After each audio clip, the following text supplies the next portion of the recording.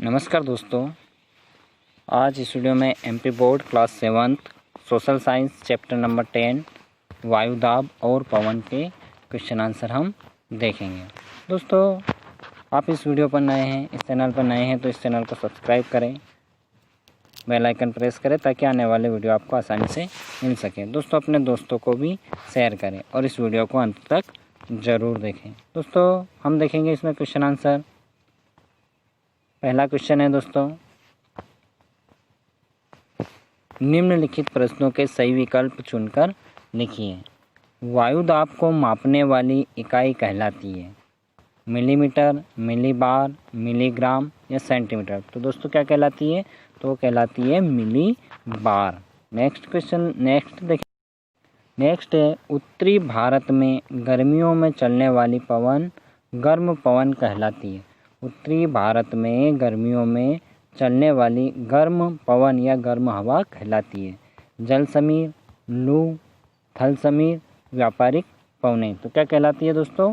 वो कहलाती है लू। गर्मियों में जो गर्म हवा चलती है उसको हम क्या कहते हैं? लू कहते हैं। नेक्स्ट है, यह स्थानीय पवन का एक उदाहरण है थल समीर, पछुआ हवा, ध्रुवी पवन या मानसून। तो दोस्तों इसमें क्या जाएगा? थल समीर। क्या जाएगा? थल। नेक्स्ट है क्वेश्चन नंबर 2, रिक्त स्थानों की पूर्ति कीजिए। वायुदाब को वायुदाब मापी यंत्र द्वारा ज्ञात किया जाता है। वायुदाब को वायुदाब मापी यंत्र द्वारा ज्ञात किया जाता है। नंबर 2 है, सागरी सतह पर वायु का दाब अधिक होता है। क्या होता है दोस्तों? सागरी सतह पर वायु का दाब अधिक होता है। जल समीर जल से स्थल की ओर चलती है। जल समीर जल से स्थल की ओर चलती है। किसी स्थान विशेष पर चलने वाली पवनों को स्थानीय पवने कहा जाता है। क्या कहा जाता है दोस्तों? स्थानीय पवने। नेक्स्ट देखेंगे दोस्तों। नेक्स्ट क्वेश्चन है क्वेश्चन नंबर 3, लघु उत्तरी प्रश्न। वायुदाब मापी यंत्र का क्या उपयोग है? दोस्तों उत्तर देखेंगे, वायुदाब मापी यंत्र द्वारा वायुदाब ज्ञात किया जाता है। वायुदाब मापी यंत्र द्वारा वायुदाब ज्ञात किया जाता है। नेक्स्ट क्वेश्चन, वायुदाब को प्रभावित करने वाले 2 कारकों के नाम लिखिए। दोस्तों उत्तर देखेंगे, वायुदाब को प्रभावित करने वाले 2 कारक, नंबर 1 समुद्र तल से ऊंचाई और नंबर 2 तापमान। ठीक है दोस्तों। नेक्स्ट देखेंगे, नेक्स्ट क्वेश्चन है, स्थानीय पवनों के प्रकार लिखिए। उत्तर देखेंगे, स्थानीय पवनों के प्रकार, व्यापारिक पवने, पछुआ पवने और ध्रुवी पवने। व्यापारिक पवने, पछुआ पवने और ध्रुवी पवने। नेक्स्ट है, मानसून पवनों से क्या आशय या मानसूनी पवनों से क्या आशय? तो मानसूनी पवने सामयिक पवने किसी विशेष मौसम में चलने वाली हवाओं को मानसूनी पवने कहते हैं। ग्रीष्म एवं शीत ऋतु के तापमान में अधिक अंतर होने के कारण ये पवने 6 माह बाद दिशा परिवर्तन करती रहती है। ये 2 प्रकार की पवने होती है। दोस्तों जो मानसूनी पवने होती है वो हवाओं को मानसूनी पवने कहते हैं। ग्रीष्म एवं शीत ऋतु के तापमान में अधिक अंतर होने के कारण ये पवने 6 माह में दिशा परिवर्तन करती रहती है। दोस्तों कौन कौन सी पवने हैं? तो वह है ग्रीष्मकालीन मानसूनी पवने। ये पवने ग्रीष्म ऋतु में समुद्र से स्थल की ओर चलती है। ग्रीष्मकाल में जो पवने चलती है वो समुद्र से स्थल की ओर चलती है। और शीतकालीन पवने, ये पवन शीत ऋतु में स्थल से समुद्र की ओर चलती है। स्थल से समुद्र की ओर चलती है। नेक्स्ट देखेंगे दोस्तों, फेरल का नियम क्या है? फेरल का नियम क्या है? उत्तर देखेंगे, फेरल के अनुसार पृथ्वी की घूर्णन गति के कारण हवाएं एवं सागरी जलधाराएं उत्तरी गोलार्ध में अपनी दाहिनी और दक्षिणी गोलार्ध में अपनी बाईं ओर मुड़ जाती है। फेरल के अनुसार दोस्तों पृथ्वी की घूर्णन गति के कारण हवाएं एवं सागरी जलधाराएं उत्तरी गोलार्ध में अपनी दाहिनी ओर तथा दक्षिणी गोलार्ध में अपनी बाईं ओर मुड़ जाती है। यही फेरेल का नियम है। नेक्स्ट देखेंगे क्वेश्चन नंबर 4 है दीर्घ उत्तरी प्रश्न। पवन किसे कहते हैं? वायु और पवन में अंतर स्पष्ट कीजिए। पवन किसे कहते हैं?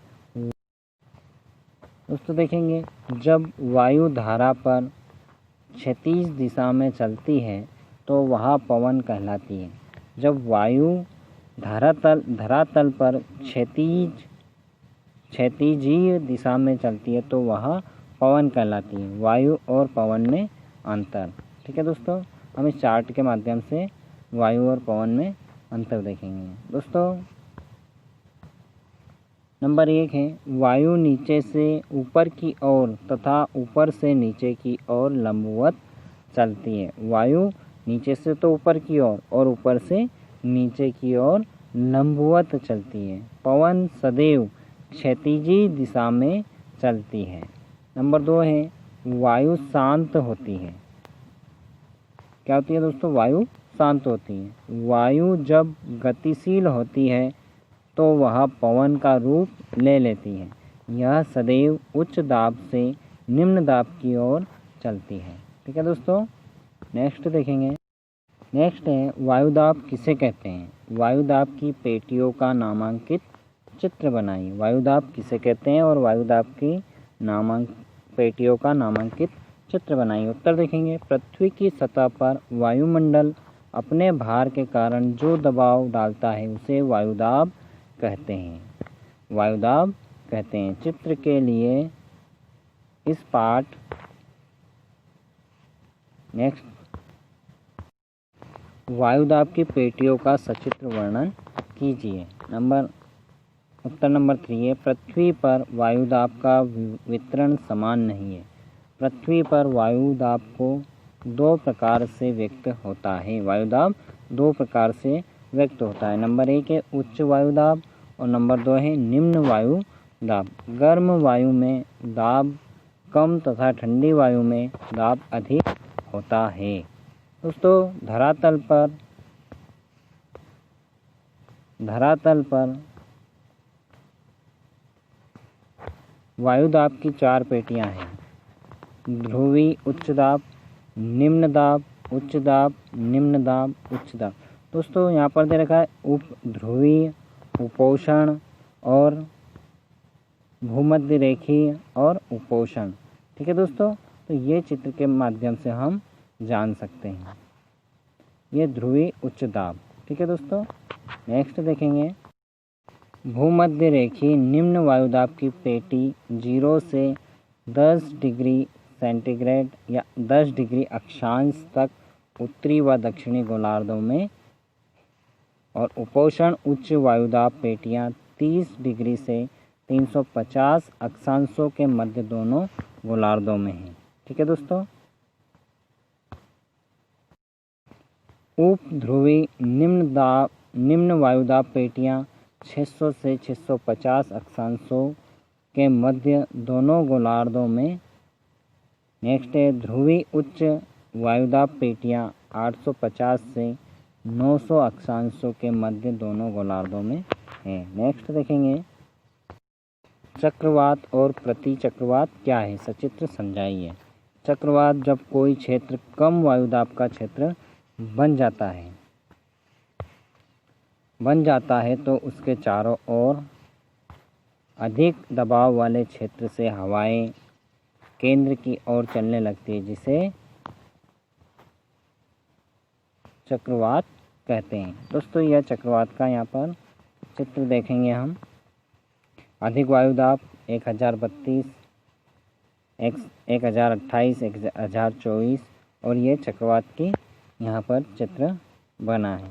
नेक्स्ट देखेंगे प्रति चक्रवात। चक्रवात के विपरीत इसमें केंद्र में अधिक वायुदाब होता है तथा चारों ओर के बाहरी क्षेत्रों में कम दाब होता है। ठीक है दोस्तों, बाहरी क्षेत्रों में कम दाब होता है होने से हवाएं केंद्र से बाहर की ओर चलती है, जिसे प्रति चक्रवात कहते हैं। यहाँ पर दोस्तों ये प्रति चक्रवात का चित्र देखेंगे, कम वायुदाब। ठीक है दोस्तों, 980, 984, 988 और 992।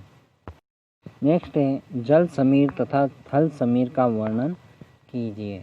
जल समीर और थल समीर का वर्णन कीजिए। उत्तर देखेंगे, जल समीर दिन के समय स्थल भाग जल की अपेक्षा शीघ्र गर्म हो जाता है। जल समीर में क्या है, दिन के समय स्थल भाग जल की अपेक्षा शीघ्र गर्म हो जाता है, जिससे वहाँ पर निम्न वायुदाब और सागरी भाग पर उच्च वायुदाब निर्मित हो जाता है। अतः जल से स्थल की ओर पवनें चलने लगते हैं, इन्हें जल समीर कहते हैं। दोस्तों, जल से स्थल की ओर जो पवनें चलती हैं उनको हम जल समीर कहते हैं। नेक्स्ट देखेंगे थल समीर। तो दोस्तों, थल समीर थल की अपेक्षा जल देर से गर्म होता है और देर से ठंडा होता है। अतः रात्रि में स्थल भाग ठंडा और जल भाग गर्म रहता है। थल भाग पर उच्च वायुदाब तथा सागरी भाग पर निम्न वायुदाब के